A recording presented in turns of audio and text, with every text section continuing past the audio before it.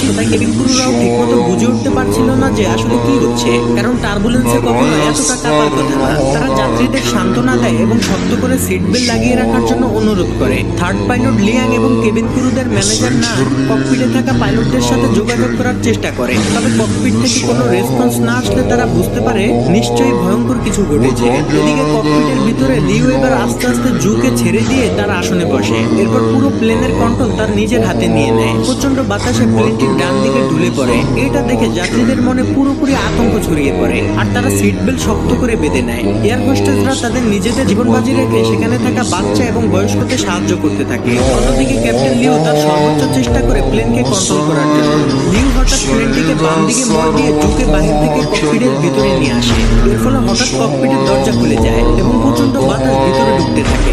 অতিরিক্ত বাতাসের চাপে ভিতরে থাকা সবকিছু ওলটপালট হয়ে যায়। যাত্রীরা ভয়ে চিৎকার চেঁচামেচি করতে থাকে, এমনকি এয়ার হোস্টেসরাও এক একজন ছিটকে পড়ে যায়। ঠিক তখনই তাদের সকলের সামনে অক্সিজেন মাস্ক নেমে আসে আর এয়ার হোস্টেসরা অনেক কষ্ট করে যাত্রীদের অক্সিজেন মাস্ক পরাতে সাহায্য করে। অন্যদিকে চ্যাংডু এয়ারপোর্ট কন্ট্রোলার কন্ট্রোল রুমের ম্যানেজারকে ডেকে বলে, স্যার সিচুয়ান 8366 বিমানটি নিশ্চয়ই কোনো বিপদে পড়েছে। পাইলট বলেছে তাদের প্লেনের উইন্ডোশিল্ডে ফাটল ধরেছে, তাই আমি প্লেনটিকে 8000 ফিট নিচে নামিয়ে ডান দিকে ঘুরিয়ে চ্যাংডু সুয়াংলিও ইন্টারন্যাশনাল এয়ারপোর্টে জরুরি অবতরণ করতে বলেছি। কিন্তু প্লেনটি 32000 ফিট উচ্চতায় প্রচন্ড গতিতে বাম দিকে ঘুরে তিব্বতের দিকে এগিয়ে যাচ্ছে। প্লেনের ভিতরে অক্সিজেনের লেভেলও লো হয়ে যাচ্ছে।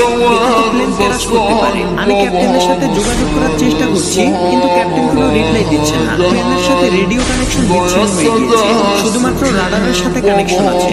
এটা দেখে কন্ট্রোল রুমের ম্যানেজার সাথে সাথে আশেপাশের সকল এয়ারপোর্টে ইনফরমেশন পাঠিয়ে দেয় এবং মুহূর্তের মধ্যেই সকল এয়ারপোর্টের ফ্লাইট বাতিল করে দেওয়া হয়। প্রতিটি প্লেনের শিডিউল পরিবর্তন করা হয়। টেক অফ করা সকল প্লেনকে হোল্ড করে দেওয়া হয়, এমনকি আকাশে উড়ন্ত সকল প্লেনের রুট চেঞ্জ করে দেওয়া হয়। ইমার্জেন্সি ল্যান্ডিং এর জন্য চ্যাংডু সুয়াংলিও ইন্টারন্যাশনাল এয়ারপোর্টের রানওয়ে খালি করে দেওয়া হয়। সেই সাথে police, fire service, medical team এবং এয়ার ট্রাফিক কন্ট্রোল সহ সকল বাহিনীকে রানওয়ের কাছে অবস্থান নিতে বলা হয়, যাতে যে কোনো খারাপ সিচুয়েশনের মোকাবেলা করতে পারে। এমনকি চায়না এয়ারফোর্স থেকে প্লেনটিকে সাহায্য করার জন্য 4টি ফাইটার জেট পাঠানো হয় এবং আকাশে অন্যান্য যে সকল প্লেনগুলো রয়েছে সেগুলো থেকে সিচুয়ান 8633 এর সাথে যোগাযোগের চেষ্টা করা হয়, কিন্তু প্লেনটি থেকে কোনো ধরনের রেসপন্স আসে না। যাই হোক, অন্যদিকে ককপিটের দরজা খুলে যাওয়ায় থার্ড ক্যাপ্টেন লিয়াং কোনো মতে ভিতরে প্রবেশ করে ককপিটের দরজা বন্ধ করে দেয়। ফলে প্লেনের ভিতরে বাতাসের চাপ কমে যায়, কিন্তু প্লেন প্রচন্ড ঝাঁকাঝাঁকি করতে থাকে।